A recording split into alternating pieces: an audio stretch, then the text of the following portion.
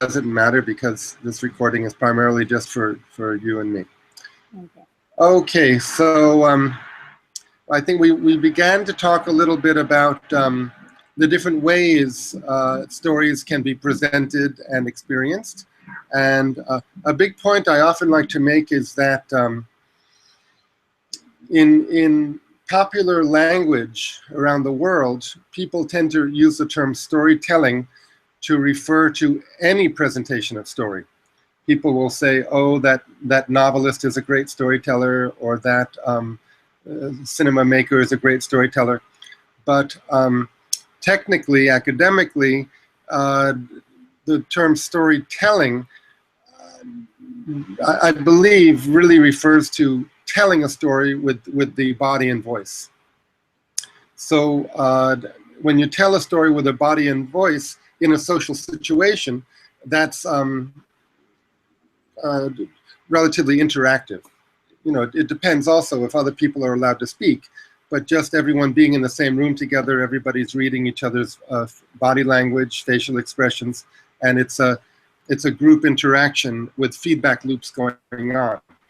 As opposed to when we present a story in a book or a movie, at least the traditional books and movies, it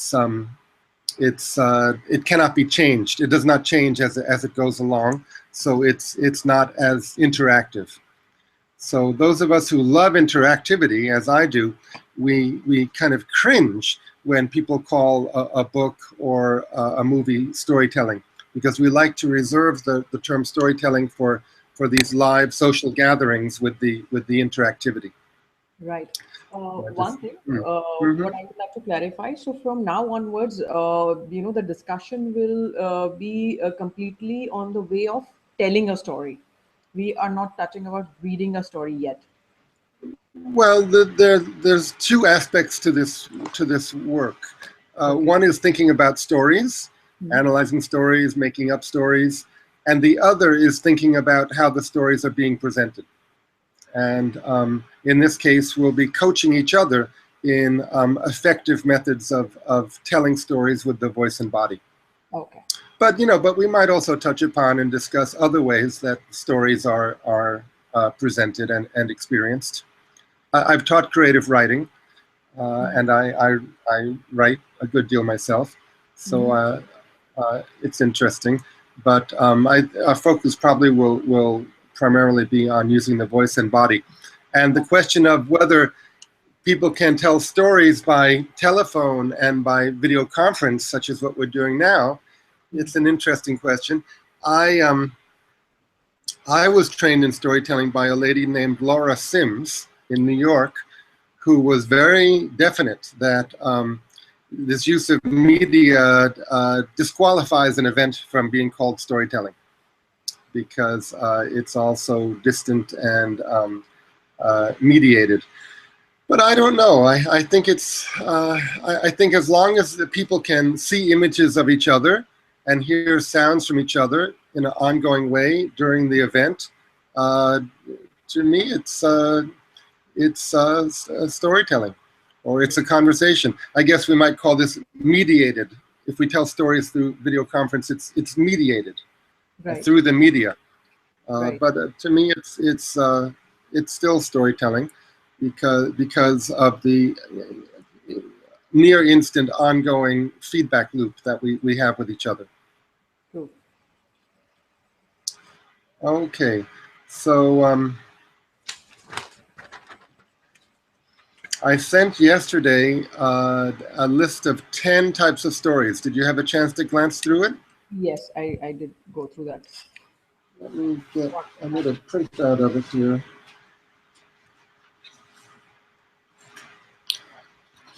These have become my favorite things. And when I do a workshop like this, what I have in mind is that I'm also training the other person for her also to lead workshops like this. Right. So my mentality seems to be that I'm training trainers. So for example, if you ever have any staff at an activity center or or if you want to train parents to do story work with young people, please keep in mind some of the activities that we'll do. Sure. Okay. The first activity that I often like to do in a workshop is turn to your partner and tell her about something that happened in the last 24 hours. And people will say, oh, this is too simple, this is nothing, it's not even storytelling. But I like it as an activity because it raises awareness that we are constantly, we are having experience all day long, but it's like an ocean. It's so much, and we forget most of it because most of it's all the same.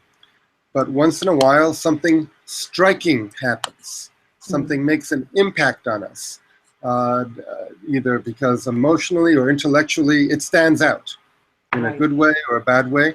But it's outstanding. It's remarkable. It's unusual. So by the time we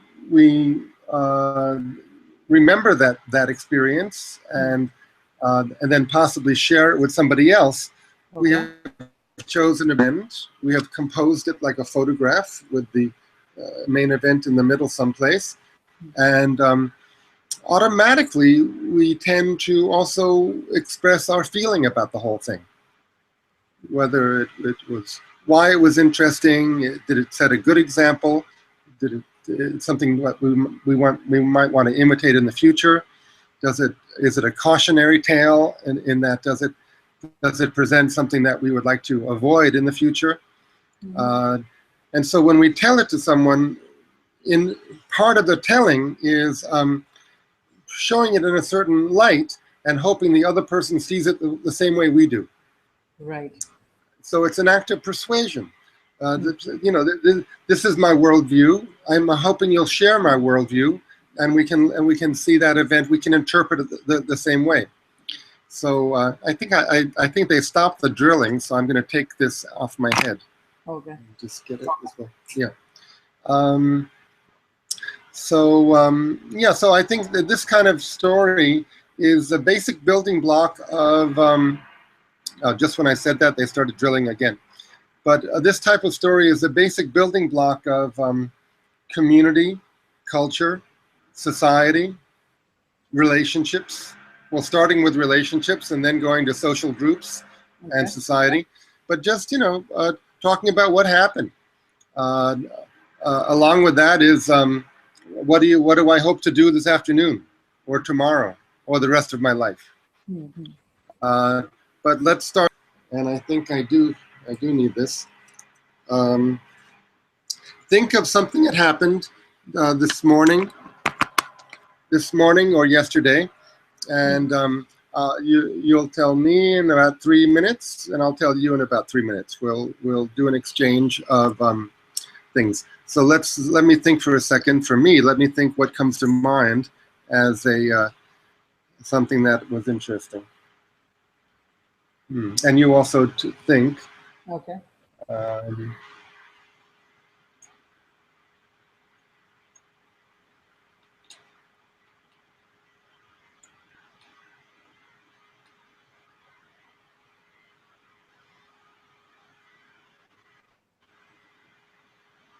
Okay, I have something in mind. Do you have something in mind? Yes, I do. Okay, why don't you go first? Okay.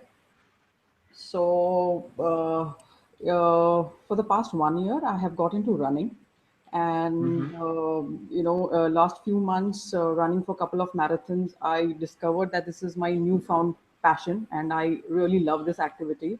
And when I got more interested, I wanted to learn more. I wanted to find out what are the do's and don'ts. What is it that I can do to strengthen my body? Am I running in the right form? Is my posture right? I should not end up, having any sort of injuries or any sort of health issues, because I have struggled quite a bit in the area of health. So I understand the importance of being fit. When I got into running, and now that I think that I want to pursue it further, I want to gather as much as information as much possible, and take the right action rather than getting too competitive, over ambitious towards this thing, and take gradual steps towards improvising my fitness, my running form, posture, and everything.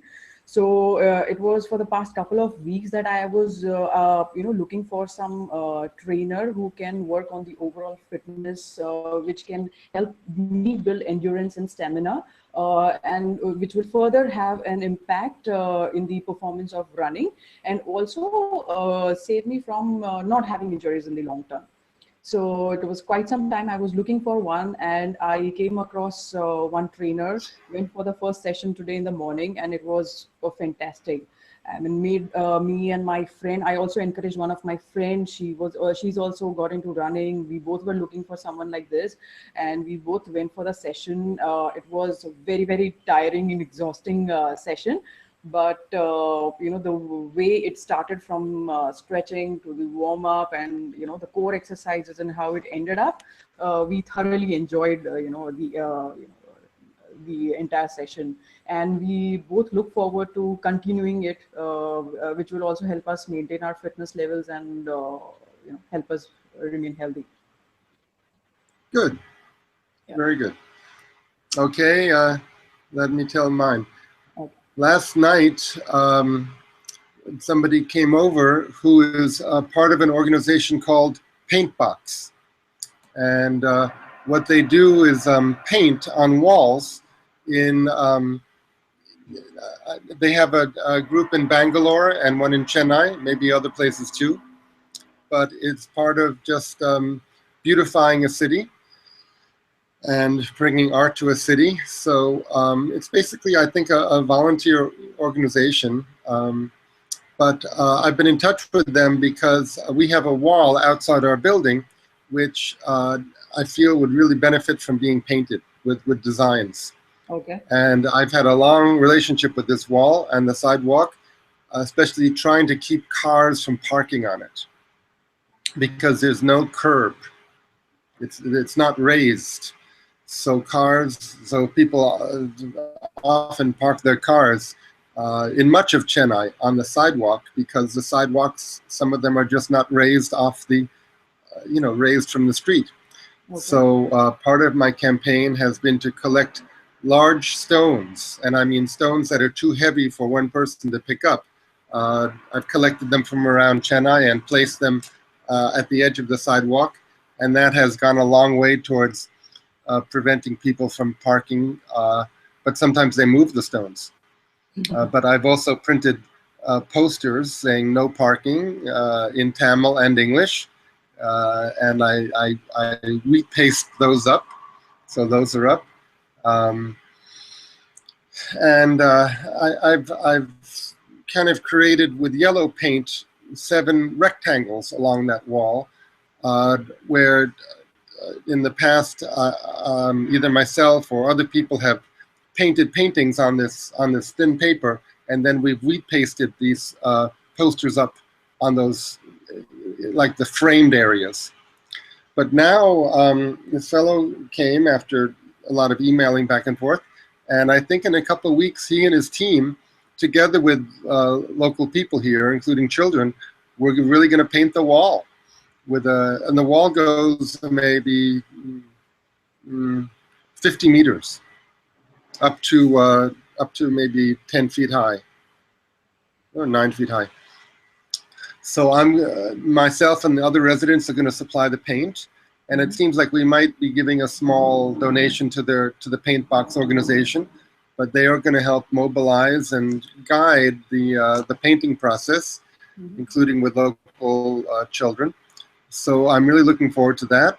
And we began to discuss what patterns might be used, and if we might keep this concept of the rectangular spaces as sort of framed paintings in addition to the general pattern that will go on. See, there's a man who lives, his property is behind that wall, and he's been happy to have that sidewalk cleared and to have some paintings on that wall. But I'm not sure if how he'll feel about the whole wall being painted with the design. Up till now it was just little rectangular areas that had paintings as if they were being hung in an art gallery.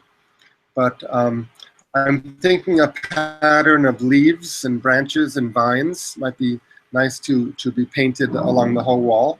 And the fellow from Paintbox said, well, why don't we have a story that develops from one end of the wall to the other with different episodes. So that, I'm thinking about that. So I'm thinking about that and whether we should hold on to this thing of 7 small rectangular paintings within the larger painting. Okay. So that's what I'm thinking about. Right. I felt mine was a more of a summarizing, thing. Compared to the way you shared, it sounded like a story where you made me visualize those stones, 7 paintings, the sidewalk, and someone parking the car, removing the stone and all. So with the material that you gave, I was just going through it, and I could relate to what you have incorporated in your story. And how you have converted your event or your experience last night into a story, where you introduced a character, the organization Pink Box. You described their work and what they do. Basically, what is your idea, towards beautifying the city? So you shared about your intention, your vision towards the social activities, and shared your connection with the event or the Yes, I was definitely visualizing it as I was thinking about it, and trying to help you visualize it also. Right. I did not use a method which often is very helpful in bringing us. I did not include any dialogue. Yeah. I could have included something that I said to that man who visited, or something he said to me. And I did not even really include me talking to myself, although I did in an informal way. In a comic book, there are 2 ways that it's presented when characters speak. If it's just a circle above their head, that means they're speaking to somebody else. But if it's a kind of a cloudy, curvy bubble, that means it's just their thoughts to themselves, right? So likewise in storytelling, if we want to bring a character to life and really present the character instead of a description of the character, we can have the character say, oh, and I thought to myself, I would really like to have some beautiful painting out there, and I don't want the cars to be there. So I'm wondering, should we keep these 7 rectangles, or we should do another pattern? In other words, instead of giving a report about my thinking process, I actually acted out my think. I could actually act out my thinking process. So this is a general principle that's very, very important, because especially people from the business world and teachers prefer usually to just give a report and give all the information, make sure all the information is conveyed, and finish. But to bring a story to life, you need to also visualize it, and that helps your listener visualize it. And as I say, a very good way to do this is to include dialogue between characters, or just the character speaking to herself. Sure. And you realized that, you saw that immediately, that I did not actually, well, I guess I did present myself speaking to myself. Yeah. I guess with so many years of experience, it was very natural. You did not have to attempt to, work towards incorporating all these things consciously. From your side, it was very natural in your sharing. What I've found that when people tell stories, especially in the business world, education world, there are at least 4 roles that the storyteller can take. One, of course, is reporting, narrating. just telling what happened. And that puts the teller in a powerful position, because it's as if the teller knows what happened, the listener doesn't know, so so the teller is sort of the boss. Even more authoritative than the teller role is the analyzer role, to say this is what happened, and this is how I see it, this is what it means, this is the moral of the story, and so listen to me when I tell you what happened and what it means. And then even more powerful than that is the commander. This is what happened, this is what it means, so please learn a lesson and be kind, or do not steal, or, you know, it's a command to follow the example, the positive example set in the story, or to avoid the negative example set in the story. Sometimes we actually say, and so you please follow that example and do the same. So you have the commander, you have the explainer, the analyzer, you have the narrator. At the very bottom, in terms of power, is when the storyteller becomes an actor. Because when a storyteller we are playing, we are pretending, we are going into fantasy, and we may be shifting our voice a little bit in some way or another, and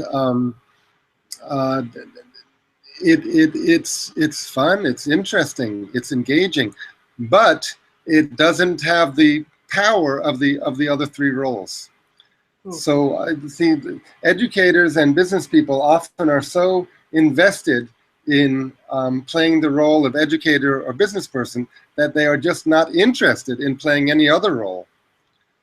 And that keeps them sometimes from warming up and having a close relationship with listeners. Right, right. So keep on and take any opportunity you can for shifting from the narrator role into playing a character, or just playing a character who speaks to another character, or just saying what the character is saying to herself. Okay? Okay. That's a major part of my coaching when it comes to speaking, telling, or writing. And I'll tell you the secret. I have a precious secret to my telling and training work, and it is that when we do speak as a character, and say, I'll give one example from a Panchatantra story, one example from real life. Okay. I said to my daughter Kamala this morning, please find out, they're having a fun fest this Saturday. Please find out what time you're going to sing your fun fest, because she passed an audition. She's going to sing on a stage. She's also 8 years old. I think you mentioned your daughter is also 8. Yeah. So I said, Kamala, please find out, if you can, what time you're going to sing, because I don't know if I can be there all day, but I would very much like to be there when you sing. And she said, Appa, they're not telling me. I asked them, and my teacher, I guess she doesn't know, and I don't know who knows, so I don't know if we can find out. So I said, okay, well, I'll come in the morning with you, and I'll stay as long as I can, but probably I'll have to leave around lunchtime, because I have a class that I have to go to attend. Okay. So there was a little bit of dialogue there between, first I spoke to my daughter, and then she spoke to me. I said, Kamala, please find out and tell me. When I say, Kamala, please find out and tell me, you, the listener, you're listening to how I'm speaking to my daughter, but on one level, it's as if I'm speaking to you, because I'm saying, please find out what time, right? So I'm saying please to you, please find out what time, as if you were the character. Right. And then I reversed roles, and I played Kamala, and then I spoke to you as if you were my father. I said, Father, I don't know what time, and they're not telling me what time. I don't know what to do. So now I'm putting you in the father role. You see? So this is a form of audience participation, where you, the listener, are placed in these roles, and you may not even be aware of it, but emotionally and intellectually, you're probably thinking about, well, if someone said this to me, how would I react? But I didn't give you a chance to react, because then I kept on with the story and went to a different character. But this gives a big emotional workout to listeners and is a very powerful form of audience participation. I'll give another example from a less realistic case. Once there was a lion who was eating too many animals. At least that's how the animals felt, because there are some animals that have to live by killing other animals and eating them. But this lion was killing animals just for fun, animals that he didn't even eat. So the other animals got all together. Giraffe was there, hippopotamus, elephant, and they said, what are we going to do? This lion is killing too many of us needlessly. Well, there was one little rabbit there, one little white rabbit, and the rabbit said, okay, everybody, I have a plan. I know what to do. Everybody looked at that rabbit and said, what? You're just a little rabbit. You can't do anything. But the rabbit said, oh, just you wait. Tomorrow I'm going to go and see that lion, and just you watch what's going to happen. And you might know this story. The rabbit tricks the lion into jumping into the well. Mm-hmm. You know? Right. Because the rabbit tells the lion there's a bigger lion that's come, and shows the lion his own reflection in the well. Right. Okay, so there, what happened? First, all the animals were sitting there, and it was asked, does anybody have a plan? So it's as if you and the other listeners, if there were other listeners, are animals at the meeting, and we're asking you, do you have a plan? Does anyone have a plan? Do you have a plan? Before you had a chance to answer, I said, a rabbit spoke up and said, I have a plan, everybody, listen to me, or watch me. But then everyone said to the rabbit, you're just a little rabbit. What could you possibly do? So now you're in the position of the rabbit, saying, you're just a little rabbit. What could you do? You're nothing. Before you could respond, I reversed roles and I played the rabbit, and I said, oh, you big tough animals, don't act so big. Just watch me. Tomorrow I'm going to do it, and then you'll see what I can do. So now I'm putting you in the position of the overconfident, arrogant other animals. So like that, back and forth with changing, reversing roles. We put our listeners in the story, in the position of the other character. So this is a way, again, that we bring stories to life. Not just, the story doesn't just come to life in front of the listeners, it comes to life with the listeners through this role playing. Okay, so keep an eye out for how this kind of thing happens in storytelling in general. And of course, the conversational storytelling about, I told my daughter this and she told me that, we often don't even think of that as storytelling. But it is a major part of, I don't know, probably 90% of our conversations with people. We're talking about what we did and what we hope to do and what we hope the other person does. So it is story. And to me, it's the most interesting part of storytelling. Right. Okay, so that activity then of choosing something that happened today or yesterday, that, as I say, that's the first activity in my book, and I guess it can be called a warm-up because it just gets people to talk a little bit. There are 4 ways you can play with that material then. One is to call for a volunteer to tell your story that you just told your partner.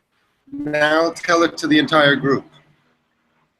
And if somebody volunteers, it's easier the second time in that now she has formulated the story. She has realized what the story is about, because often when you begin, you don't even know what the story is really about. You don't know what interesting happened.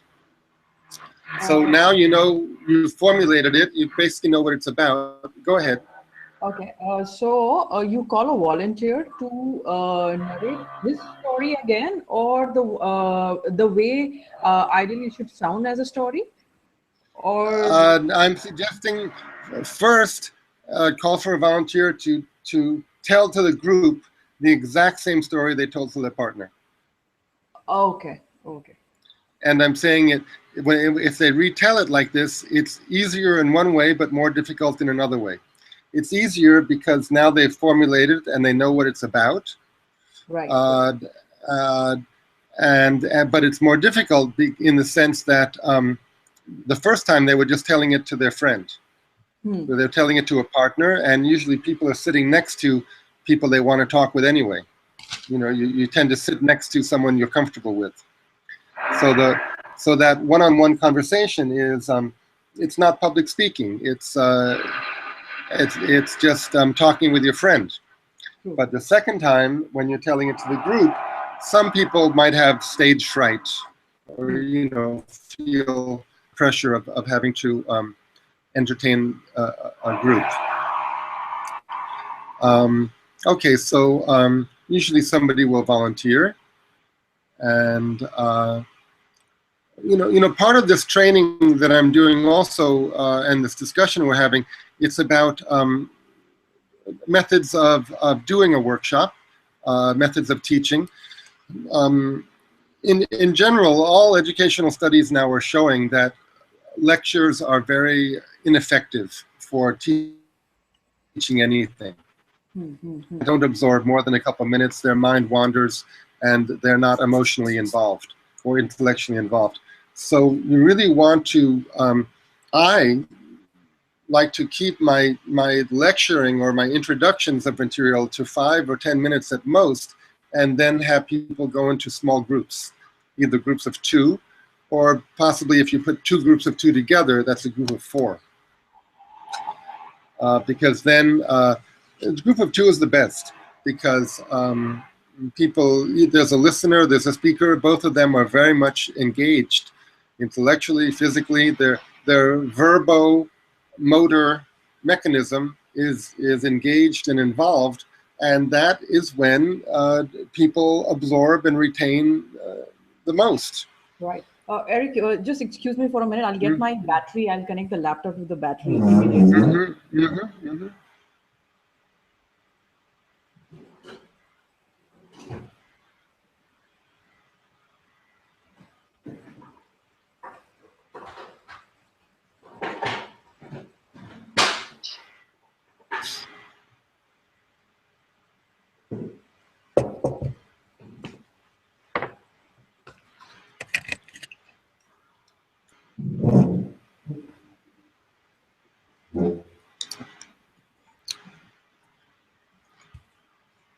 Yeah.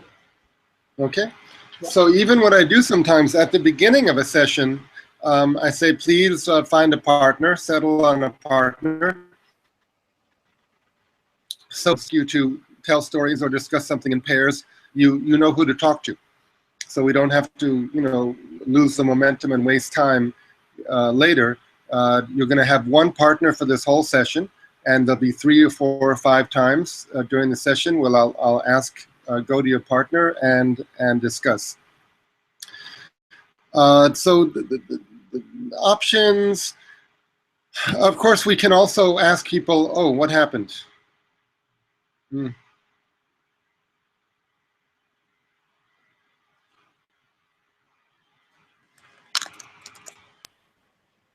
Yeah, I think there was some.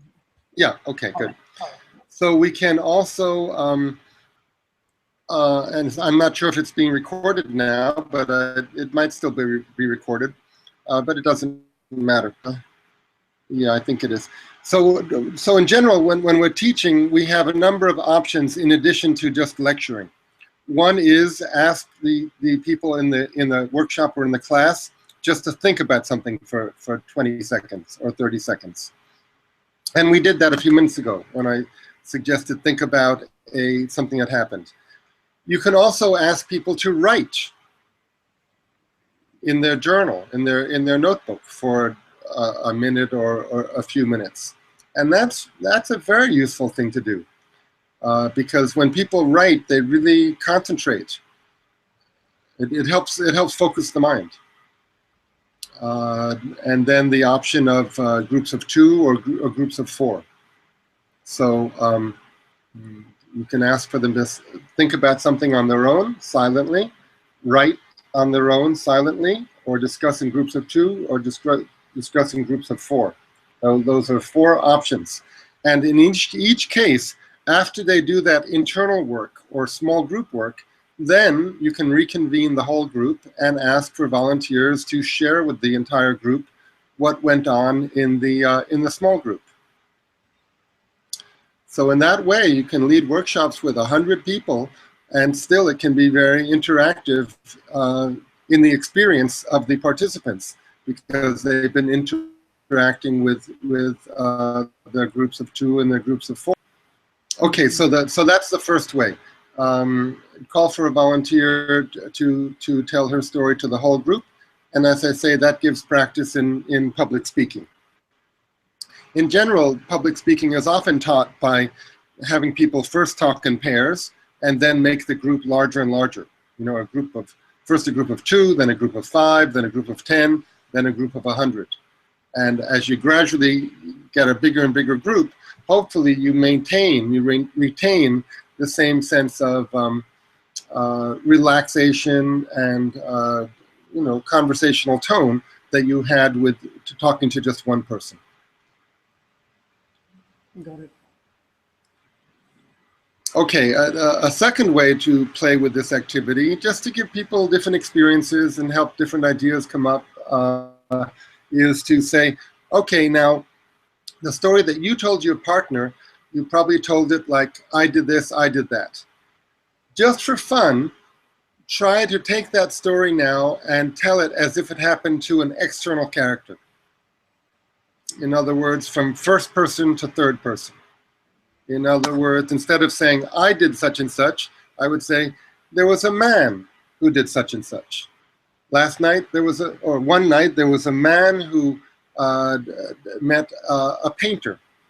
And the man was thinking about, what will happen when we paint the wall outside the house. And the man had a discussion with the painter and so forth. So instead of talking about me, I'm saying it was a man. And that gives some distance between the event and my own self. And it makes the main character, and the story external objects. So one has a different relationship to it all. And people often find that they have to describe it in a different way in order to make it clear. Right. Sometimes when you describe in the external way, you have to be more mindful about painting a picture of what the characters were going through. Whereas if I just say, I did this, I did that, I take so much for granted that I don't set the scene as much sometimes. Right. Sometimes it comes out funny when people tell it with an external character. Right. So this has... when you talk about yourself, it comes very naturally. So you know yourself, so your likes, dislikes. Whereas talking from an external person's point of view, you do tend to pause or think, Yeah, you have to think about it more. Right. You have to be more conscious of what details you are giving to paint the picture. True.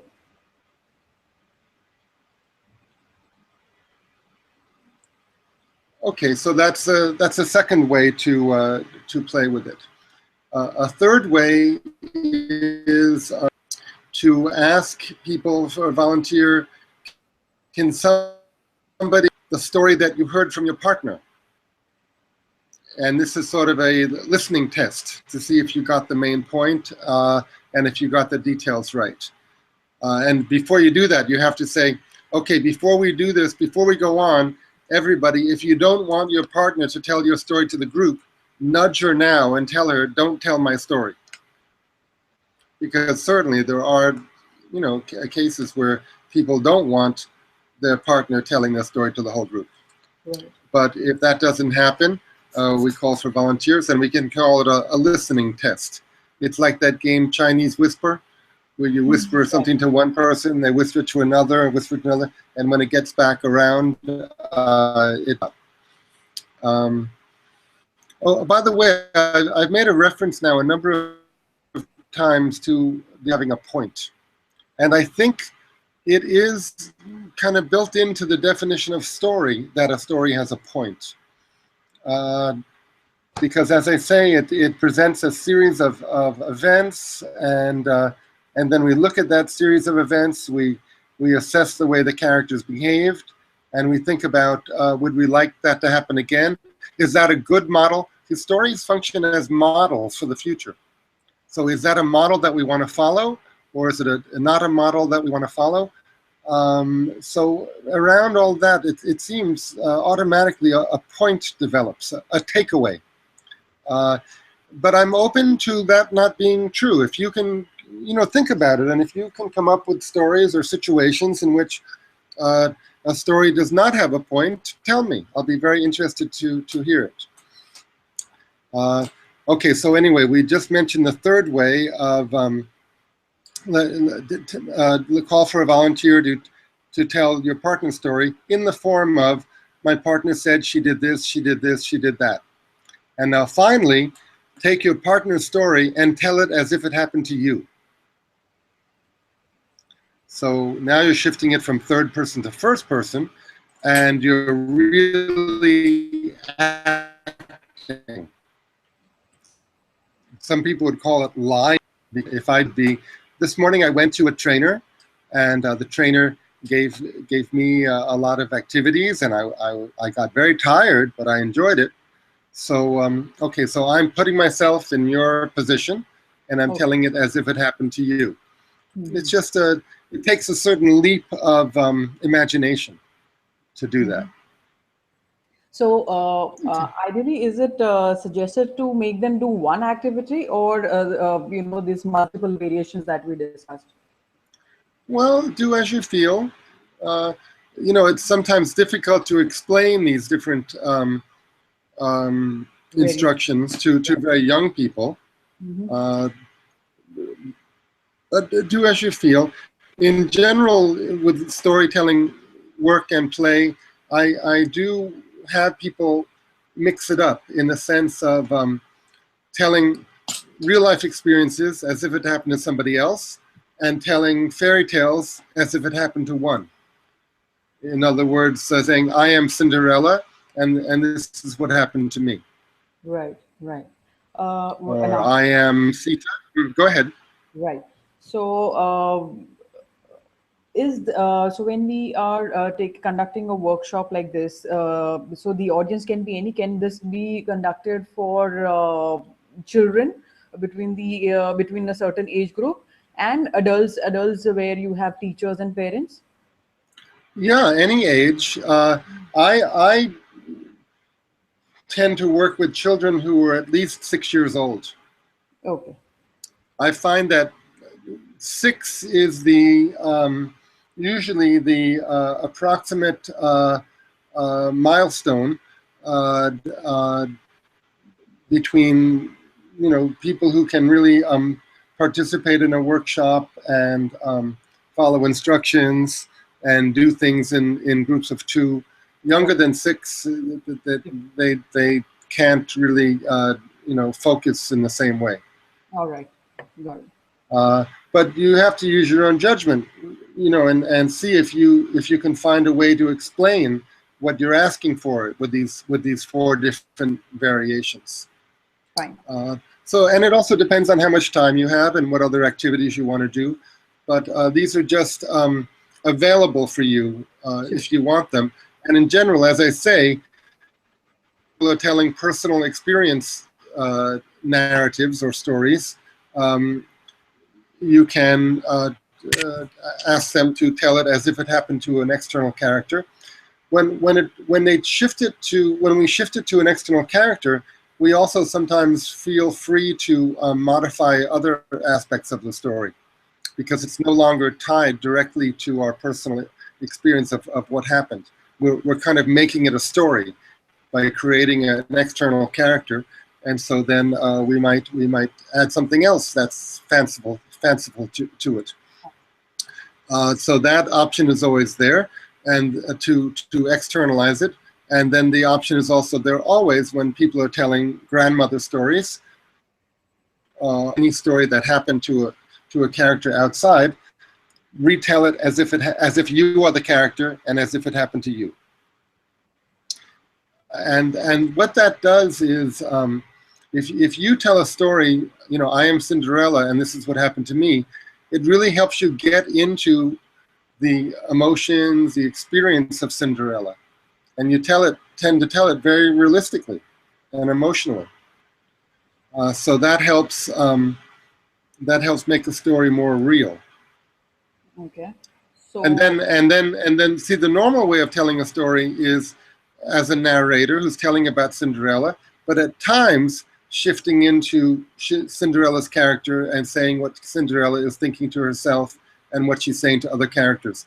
So if you do take a grandmother story and tell the whole thing from the point of view of a character, then you are very ready to tell it from a narrator's point of view, but shift into the character's voice at any time. You see, it's a kind of a practice method to tell the whole story from the character, to shift back and forth between the narrator and the character, because now you know the character very well. You're a part of her and she's a part of you, and you've practiced saying and feeling from her point of view. Okay. So we're shifting back and forth between telling experiences as if they happen to an external character, telling external stories as if they're happening to one, and we're also shifting back and forth between telling personal experience stories and say grandmother stories. And the point of all this shifting is to be able to tell any story about any character with the same level of reality. Okay. We tend to tell things that happen to us more realistically and take it more seriously. Whereas if it just happened to Cinderella, oh, that's just Cinderella. It's just a fairy tale. But good storytelling means that whatever story we're telling it seriously or intensely, and in a sense of it, it really happened. It's really happening. This character is really real, and something important is going on, at least from the character's point of view. Okay, so the three shifts that you talked about, I just want to summarize, and that is where you are making your personal experience and telling them as an external, by externalizing it, that this happened to someone else. Right? Yes. Second, if you can just repeat on the grandma stories, where what I have understood is where you are talking about an external character, but you are no, with the grandmother story, it begins as an external character. It's about Cinderella, long ago and far away. But the exercise then is to tell it as if you are the main character. So I am Cinderella, and let me tell you what happened to me. Okay. So my older sisters were so mean to me. They never let me go out and have fun. I always had to work on their dresses. I always had so much work to do. I never got to do anything. But one day there was a big ball, and I asked, "Can I go too?" And they said, "No, you can't go. You're just a servant." Okay, right. So like that. So you start off introducing as an external character, and later in between you gradually personalize it, say it as if you are that character. As an activity, as an exercise, retell the story from the point of view of a character in the story. Okay. And if somebody asks why, you say it'll help you feel and understand the emotions that character better if you tell the story from her point of view. Right. And the third one was? That we're also shifting back between personal experience stories and stories that happen to other people or other characters. But we're hoping that we have the same level of reality no matter if we're telling about ourselves or an external character. Whether the external character is from history or from a grandmother story, we should tell that external story with the same sense of reality that we usually reserve only for ourselves. Okay.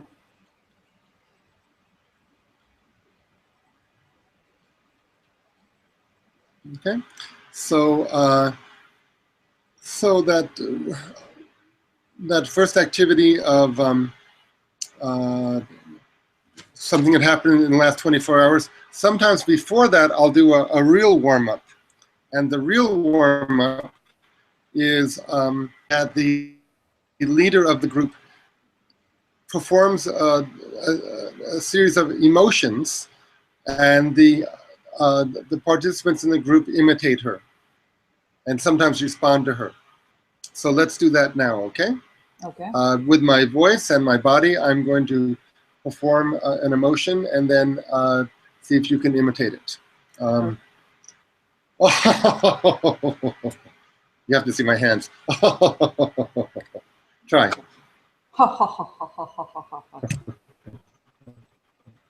Oh no! Oh no! I'm afraid. Oh, I'm afraid. I can do it. I can do it. We can do it. We can do it. Don't be afraid. Don't be afraid. Okay. Oh, I'm so nervous. Oh, I'm so nervous. Mm-hmm. What a, huh? Did I leave out any emotions? You lead it. Would you like to come with me? Oh, so yes, then I have the option of either imitating you or responding. I can say, would you like to come with me? Or I can say, yes, I'd like to come. And then you could, and then again, you have the option of imitating or responding. All right. So I say, yeah, I'd like to come. Can I come? Oh, of course. Please join me. Okay, the first I'm going to imitate you, then I'll respond. Okay. Oh, of course. Please come. But where are we going to go? Oh, but where are we going to go? I think we can go to a park. Come on, let's go to a park. Oh no, parks are boring. I went to the park yesterday. Oh, parks are boring. I went to the park yesterday. So let's go for a picnic. Good. Okay, so you can see how this can turn into actually, making up a story. Right. So you just start with the different emotions. I don't think we did all of them. There are 9 emotions in classical Indian performance, the 9 rasas. 9 rasas, okay. Yeah, yes. I think anger, we didn't do anger. Right. Try, let me see your angry face. Yes, globally, people furrow their eyebrows, knit their eyebrows to express anger. Okay, so there's anger, there's happiness, there's, oh, surprise. Grumpy face? Oh yes. Well, grumpy is angry, right? Mm-hmm. Grumpy, frustrated, impatient. That's also kind of a similar face. And the opposite is, oh, what a relief. Go ahead, try. Oh, what a relief. Oh, what a relief. Thank goodness. Thank goodness. Mm-hmm. So there's disgust, there's bravery, there's fear, there's love, but love is, there's so many different types of love that I think it needs to be defined. Well, are you saying love for a parent for a child, or what? Yes, so as I say, it can then blend into acting out little scenes from a story, and the listeners have the option. Well, I think it was effective the way we were doing it, of first imitate, then respond. Right. Okay, so that's I have a question. Mm. I glad I'm doing this workshop. Earlier, when I used to read to a little, older audience, I used to read these stories of Bill Peet, Enid Blyton, Roald Dahl, William Steig, and Robert McCloskey. So these are little lengthy stories, and I would usually read aloud and in between talk or make them respond. So how do we go about the aspect that yes, I understand what we are emphasizing is completely on the way of telling a story, uh, which generates more curiosity, engages the audience, and also helps them, visualize and imagine. Um, will you also suggest incorporating, maybe to a certain extent, reading a story which are little lengthy or long? And if yes, how? Yeah, as I say, whether you're telling or reading it aloud, the listener does have the mental workout of visualizing it for herself and thinking about every little thing. But it's such a different experience for the teller, in that if you're reading it, the writer has already decided at what points she's going to go into dialogue between the characters, and you just follow along. So that's an editing decision.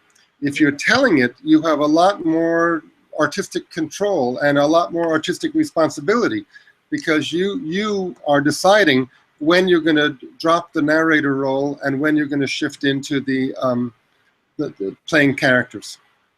And generally, I think in terms of playing characters at emotional parts, at big parts, important parts, at turning points in the story.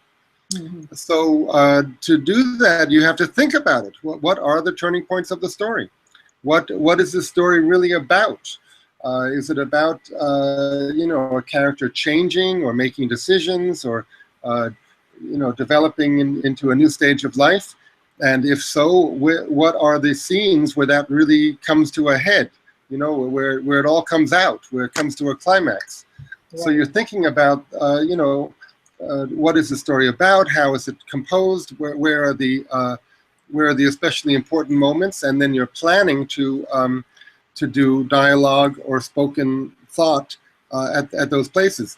If you're just reading it, you don't have to think about all that so much, because it's already been planned out. Right. So telling from your imagination, you have a lot more creative control. It's a lot more work in a sense, but it's. I got it. Yeah. Yeah, you got it. Okay. Right. So what you are trying to here convey is, from the artistic and the creative control we have while telling a story. So what I want to understand is, when we come to that turning point, and it's also mentioned in one of the materials, that when it comes to that important part in the story, please do not just summarize what happens in such scenes. Rather, actually give us the details step by step, and act out or role play what the characters say and how they feel. Do not just tell us how they feel. Let us see and hear how they feel. So you mean to say, when we reach that climax in the story, or that turning point in the story, I as a storyteller, continue to role play or act out, and let the audience or the listeners decide what's the end or what's happened. Is my understanding right? What I'm saying is that at these emotional times in the story, you might want to. That involves. See, in stories, as in life, we don't always say exactly what we're thinking. What we say is the result of what we're thinking. And sometimes we say the opposite of what we're thinking, depending on what what the character is trying to achieve in the situation. So you have to be a playwright. You have to be a screenplay writer, and think through what's going on between the two characters, or between the character who's speaking. For example, Draupadi, when she is gambled away, my understanding is she is not in the actual room where the gambling took place, right? Her husbands are with the other people, and one of her husbands decides to put her on the table in a gambling match, and he loses her. So then, as I understand it, somebody is sent to get her, to bring her into the hall where all the men are, so that she can be, so that she can be given from her husbands to the other people. Right. So how does that actually happen? A man, a servant, it seems, has to go to her chamber and tell her, Draupadi, you have been lost. You are now the possession of somebody else. So now, what would a person think about if she was informed such a thing? First it would be like, I don't believe it, right? Denial. This can't be true. And the servant would assure her, yes, it's true, and you have to come with me right now, because now you're a slave, you're a servant. So at some point along the way, she might get a little angry about this, right? Okay, so she's had some denial. Now she's maybe having some anger. Maybe now she's determined. She wants to go and face her husband and find out. Okay, so she goes into the main hall, and what would she do first? Let's put ourselves in her position. Why am I brought here? What is going on? Why am I brought here? And I think she would try to make eye contact with her husbands. She has 5 husbands, right?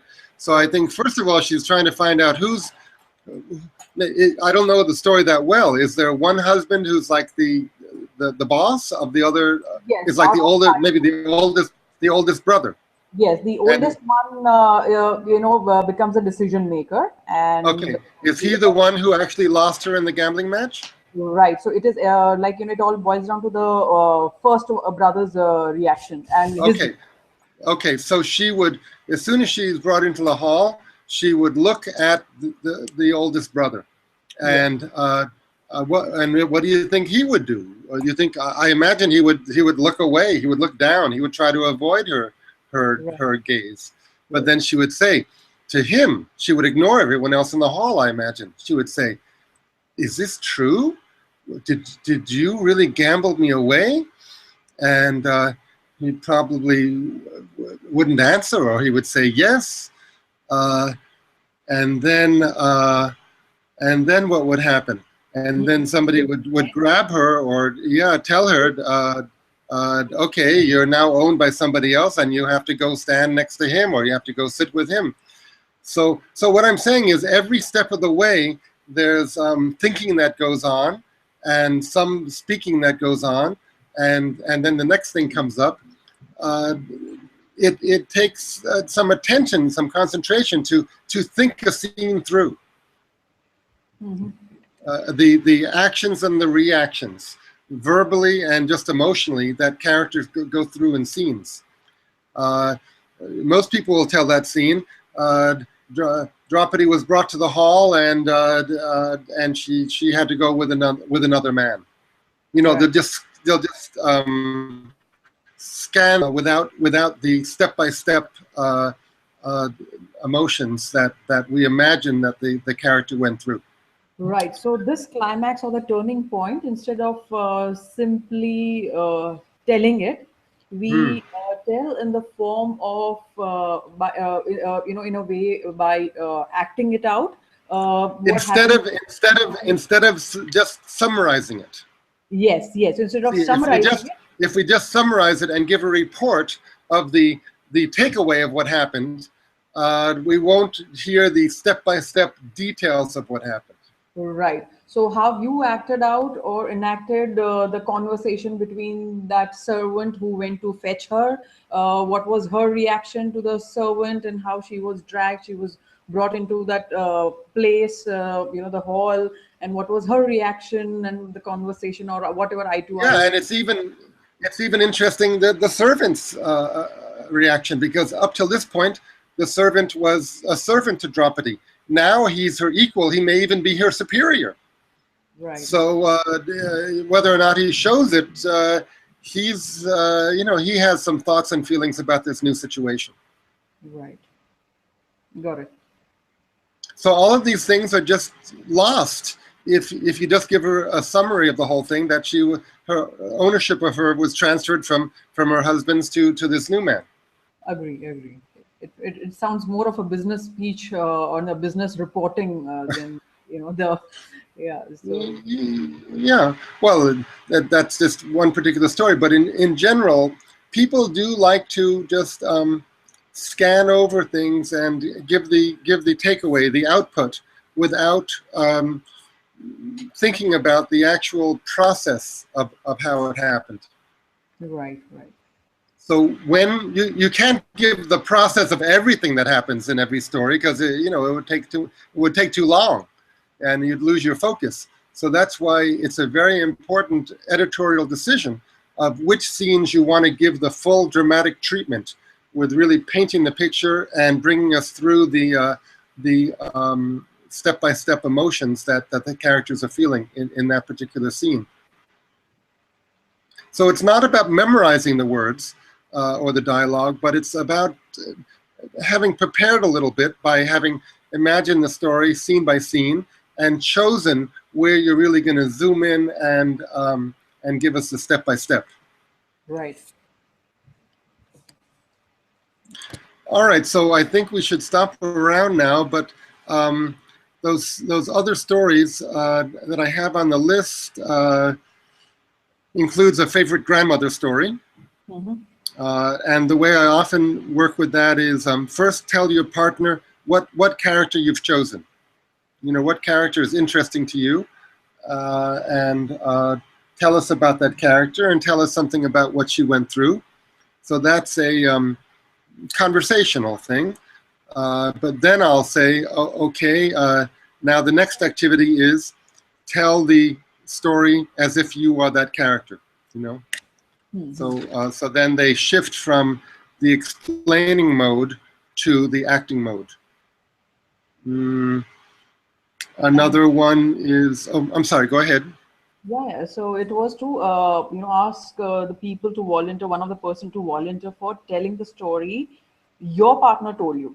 So basically testing the listening skills, right? The listening. That you're still talking about that first activity where we're talking about the something that happened in the last 24 hours. Yeah, right. The first one was just repeat the story the way you told it. The second one was repeat your story, but shift it to repeat your story, but shift it as if it happened to an external character. Right. The third one was tell us your partner's story, just the way she told it, as if it happened to her. And the fourth one is tell your partner's story as if it happened to you. Right. So what you were now discussing was another activity? Now I'm mentioning another one is about grandmother stories, which can include animal fables like the Panchatantra stories, right. Or various types of fairy tales, or even episodes from epics. I think in India, the term grandmother stories can refer to epics, fairy tales, and animal stories. Okay. There's a classical written version of many epics, but there are also oral, spoken folk versions. And often there are different episodes and variations in different. So I think words from epics, also grandmother stories. The Western terminology would be folk tales. That these are all folk tales. Folk tales being stories that are passed down from generation to generation. There's no individual author, and at least in the old days, they were spoken, not written. Okay, so it's often interesting to find what are people's favorite folk tales, because people my age, I've been thinking about folk tales for 40, 50 years, and I have my favorites, and it always turns out that your favorites contain emotional and psychological situations that are either still challenging to me, that I go through every day. Things about friendship, or things about anger, being included in a group, not being included in a group. The stories that we remember and love, we remember and love them because they speak about situations that are very much on our minds. And the superficial level of the story is that it was about a fox and a wolf, but the inner meaning of it is just these are characters in relationships. So you always have to see through the superficial level. It's a certain character, it's a certain place, a certain time, and get to the emotional and intellectual core of a story, which is always about a situation that also applies can apply to anybody. Okay, so you can do that with the grandmother story. Going back to personal experience stories, I've also mentioned an eye-opening experience. That's that's a metaphor. It actually opened our eyes, but it helped us really understand something, realize something that we hadn't realized before, and I've never been the same since, because I had a certain realization because of that experience. And then I think I also mentioned this in this list, one's life story, and I call one's life story the mother of all stories, because what we've experienced in life and the way we construct it as I often do this as a 5-minute activity. Tell your partner the story of your life in 5 minutes. It helps you, by the time you tell it and then discuss what are the big scenes, what are the turning points, what themes emerge from the story, as if it's a piece of literature. It helps one learn more about oneself, and also helps one learn about what types of stories one is likely to be interested in, as a listener, as a teller, as a creator, because we tend to be interested in stories that relate to our experience. So so those additional personal experience stories, the eye-opening experience and the life story, you can also do those 4 different steps with these stories of tell your story as if it happened to external, tell your partner the story as to you. And then there are other stories that are mentioned there too. I don't want to give too much information here because it's just kind of be a blur, but we have 2 more sessions scheduled, right? Right. So we'll go over the all of the rest of the stories beginning with the next session. All right. So just offhand, tell me if you have any questions or comments, but then also by email. Please send any questions and comments, and most of all, please begin a journal dedicated especially to our sessions together. You can call it your storytelling journal or storytelling studies journal, and make notes about any and all of this, including you can make notes about your favorite grandmother story, make notes about an eye-opening experience. You can write your life story in 1 page, just as a preparation for telling it. As far as life stories are concerned, I practice Buddhism. You what? As far as life stories, writing down life stories are concerned, I practice this philosophy of Buddhism, which is called Nichiren Daishonin's Buddhism. Okay. Where we also, through this practice, the changes and the improvements and the that we see by breaking our core tendencies that we have, which is affecting our happiness, and how the current difficult and struggling situations we are able to overcome and come out more stronger and victorious. So we kind of share our life stories based on such events Oh, by good. writing it down. So that And I it have been doing it. wonderful.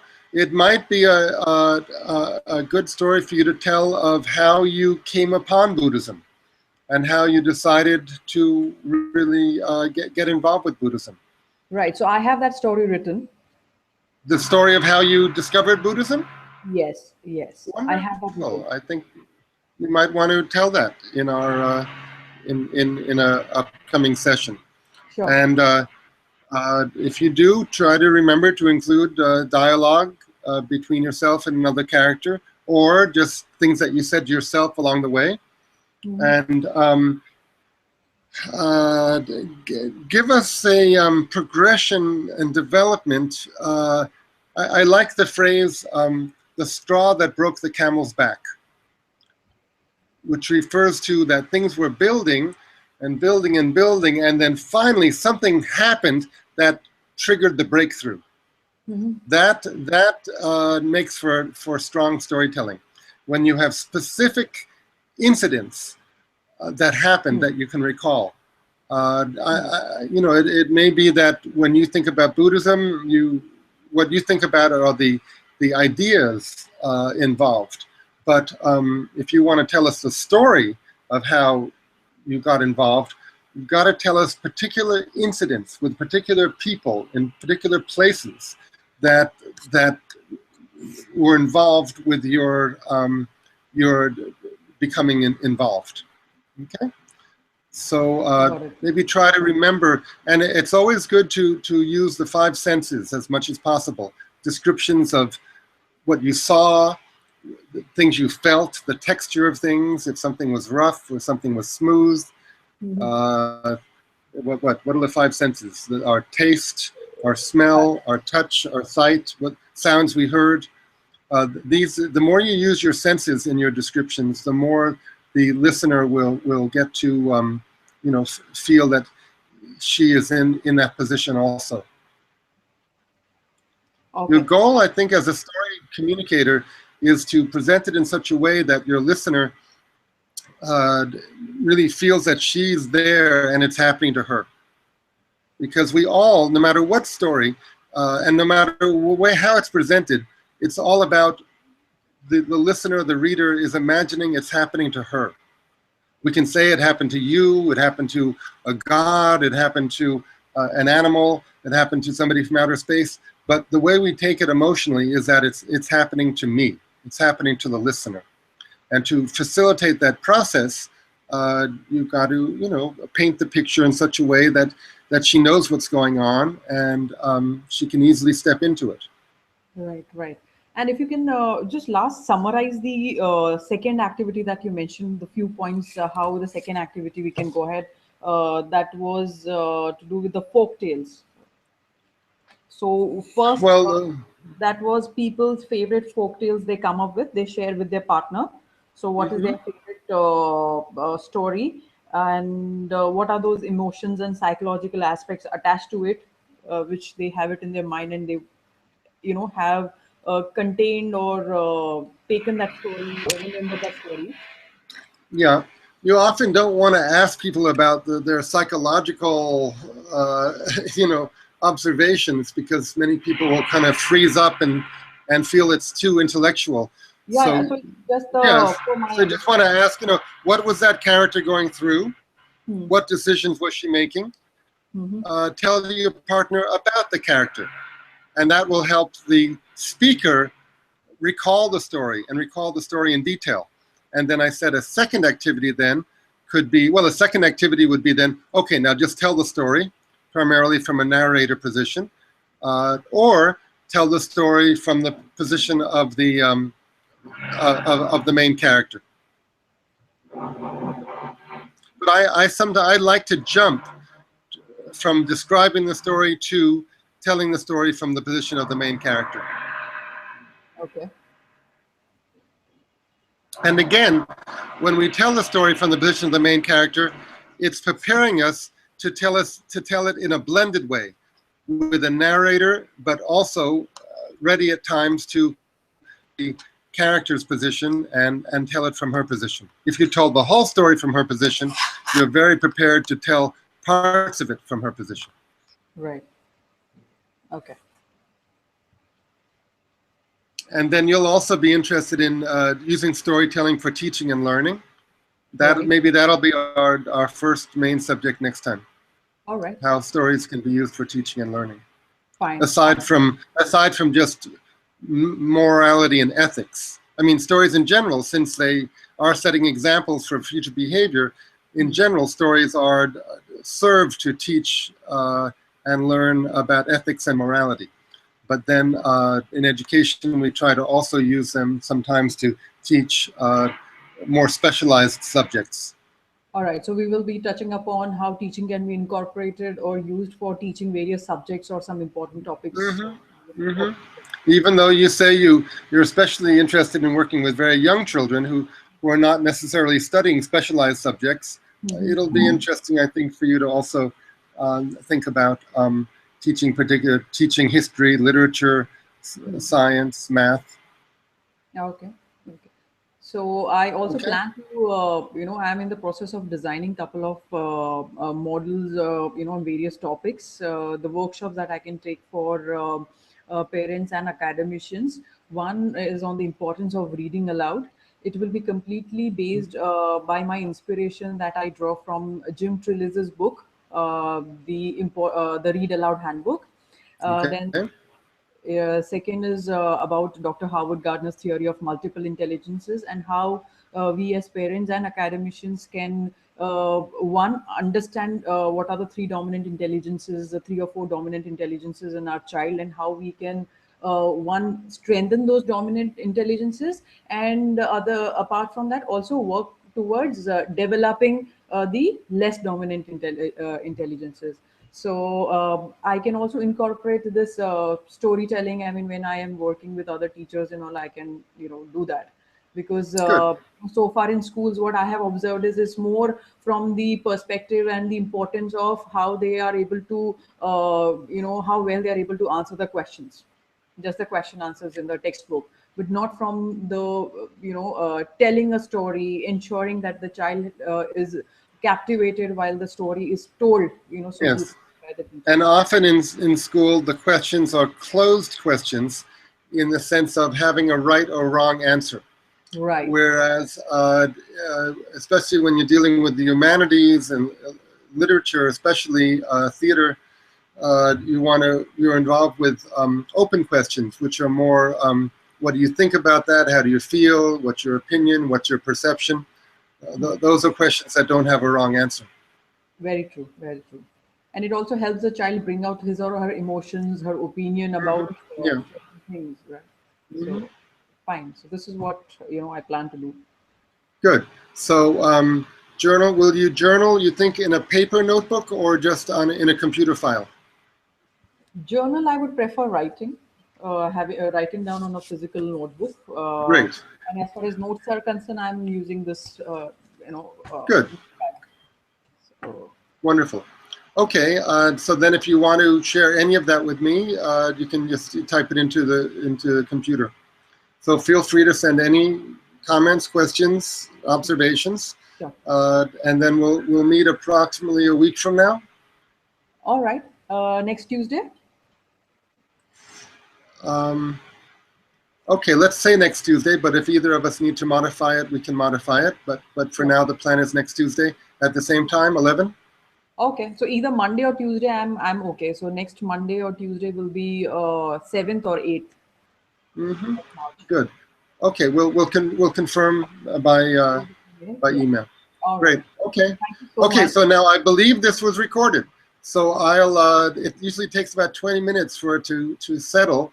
I'll send you, if it is recorded, I'll send you a link to the recording. All right, that will be great. I can have great. It as a... Okay. All right. Thank you so much. Thank you very much. Thank you. See you next week. Bye-bye. Bye.